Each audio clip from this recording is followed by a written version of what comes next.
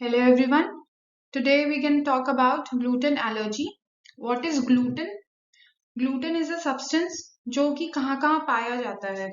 तो मैंने ये पूरा एक collection ले लिया है जिसमें so that you can remember this pictographically how gluten is found in these sources. So सबसे पहले तो ऐसे याद रख लीजिए कि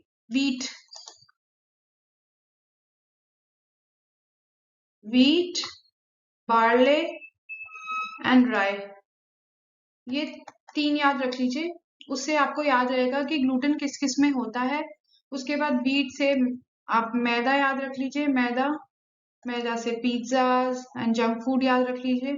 सो you will remember how gluten is present in all these.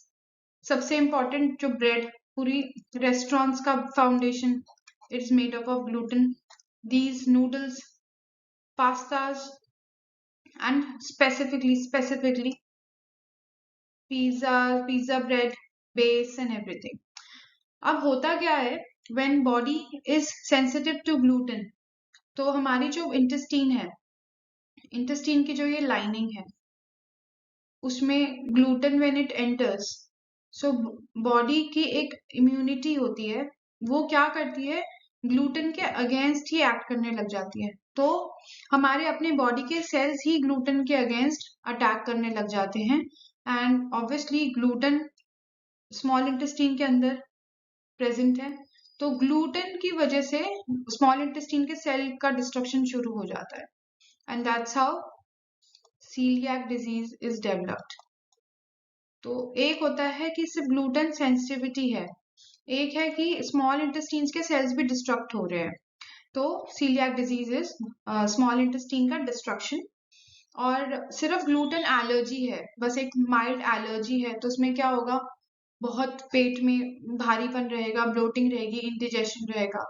Specifically अगर आप देखेंगे तो स्किन में चेंजेस आते हैं, जिस तरीके से थोड़े स्केल्स होते हैं और रेड इची बम्प्स होते हैं, मतलब छोटे छोटे लाल लाल दाने ऑन योर आर्म्स.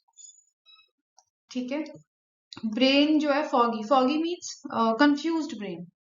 हेडेक्स, बीच में कभी भी हेडेक्स हो जाते हैं. पैरों में ऐसा लगता है जैसे सुइयां चुभ रही हैं. फोकस ना बन पाना, डिप्रेशन, एंजाइटी रहना. So all these can be the science of gluten allergy. अब इस तरीके का अगर आप देखेंगे तो this pattern is skin manifestation of gluten disease. पर ये होता कैसे है, इनकी वजह से. तो मेजर क्या चेंज हम लाएंगे, हम राइस खा के देखेंगे कि राइस खाने से हमारी लाइफ में कितना सुधार आता है.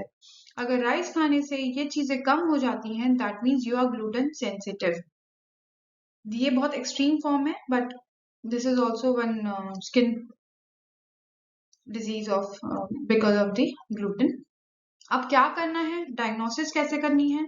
एक टेस्ट करवाना है TTG-IgA. अगर ये पॉजिटिव है तो definitely you are sensitive to gluten. तो उस दिन से ही, जिस दिन ये पॉजिटिव आया है, आप ग्लूटेन वाली सारी चीजें रोक दें, ब्रेड, पिज्जा, रोटी, सब कुछ, और चावल पे आ जाएं.